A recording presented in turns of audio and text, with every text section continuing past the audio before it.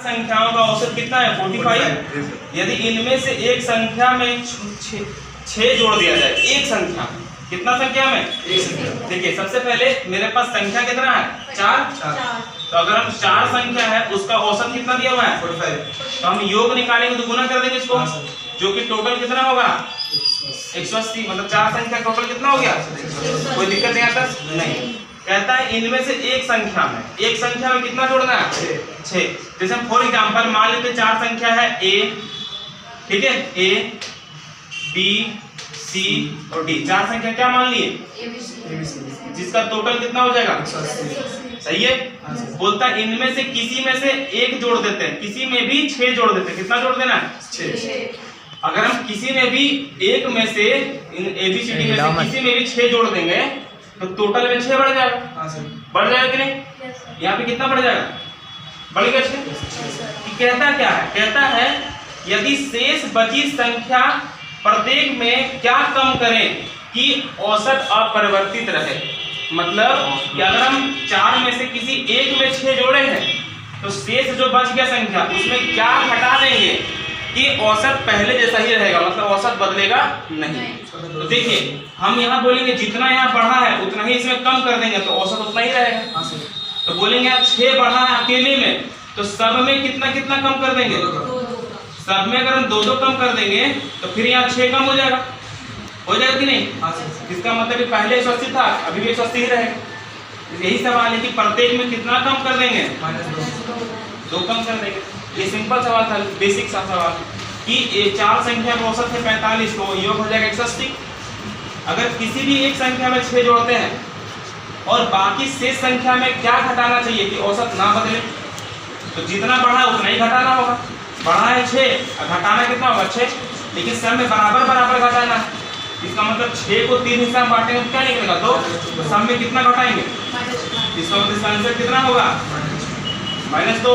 प्रत्येक में कितना घटाएंगे, 2 घटाएंगे, 2 -2 नहीं 2 घटाएंगे। समझ में आया, इसका आंसर कितना होगा 2।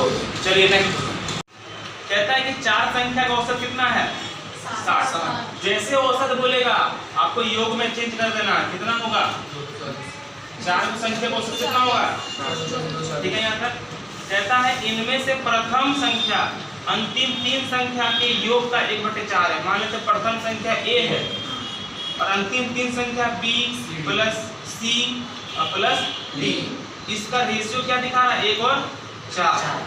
प्रथम संख्या अन्य 3 संख्या के रेशियो कितना दिखा रहा है 1 और 4, और 1/4 का मतलब 1/4। तो बताइए हम क्या सीखे थे, जब मेरे पास संख्या का योग दिया है तो रेशियो को जोड़ के भाग देंगे। यहाँ कितना है 5, तो 5 से भाग देंगे तो एक रेशियो का मान निकल जाएगा 48। अगर हमसे पूछेगा कि पहली संख्या क्या है तो 48 से गुना कर देंगे कितना होगा। अब पूछेगा कि b कितना होगा तो नहीं बता सकते क्योंकि b का रेशियो नहीं पता। हम क्या बता पाएंगे, तीनों का योग कितना होगा वो बता सकते हैं कि 4 से गुना कर देंगे 48 को। लेकिन अगर पूछेगा c कितना होगा तो नहीं बता सकते, d कितना होगा नहीं बता पाएंगे, क्योंकि जिसका भी आंसर चाहिए उसका रेशियो चाहिए।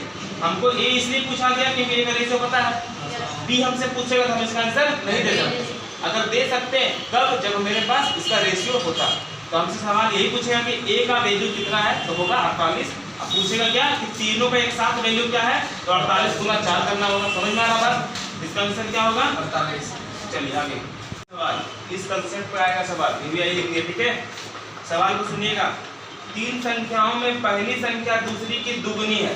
कंपेयर हो रहा है ना, हम 3 संख्या का नाम जो है ABC दे देते हैं, क्या देते हैं, तो पहला 2 संख्या में तुलना हो रहा है कि बोलता है पहली संख्या दूसरी की 2 गुनी, तो पहली संख्या दूसरी की 2 गुनी ऐसे लिखेंगे 2 टाइम्स है।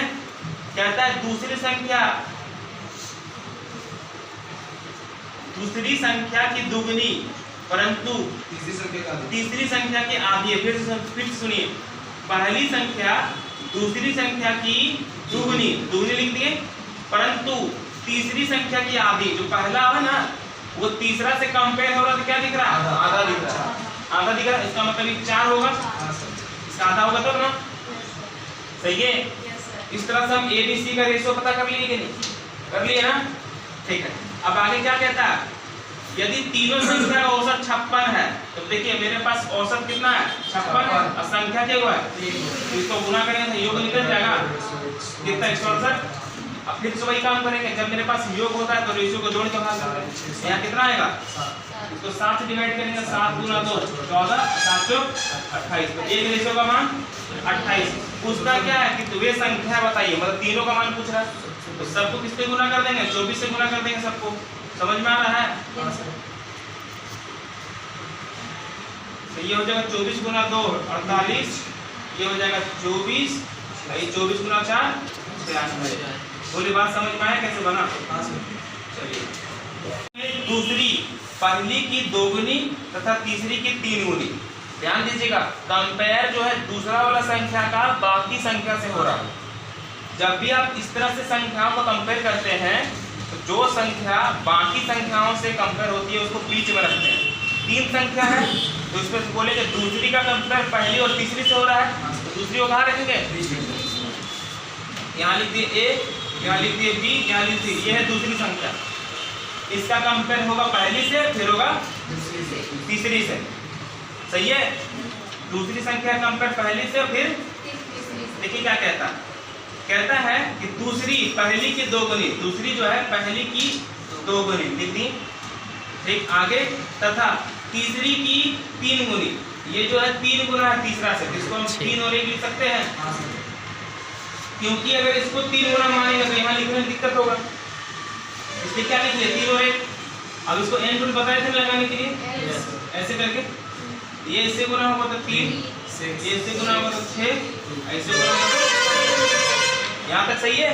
अब सवाल में कहता है कि तीनों संख्या का औसत 44 है, औसत है 44, तो 3 संख्या है, गुना कर देंगे इसको, कितना आ जाएगा 132। अभी योग है, ये क्या बन गया टोटल, तो रेशियो को जोड़ कर भाग देंगे, ये कितना हो जाएगा 8 और 3 11, 11 से भाग देंगे तो 12 बार में 132 आता है, एक रेशियो का मान 32। पूछेगा तीनों संख्या बताइए, किससे गुना कर देंगे, पहला 36, 12 गुना 6 72 और 12 गुना 2 24। बोलिए ये सवाल समझ में आ रहा है कैसे बनेगा, कंपेयर करने वाला, तुलना करने वाला। इसका मतलब बाकी के जो सवाल है वो ऐसे ही बनाना है, ठीक है, सिमिलर क्वेश्चन है। हमसे इसमें क्या पूछा, बड़ी संख्या, इसमें बड़ी संख्या कौन है, ये वाला आंसर होगा। सही है।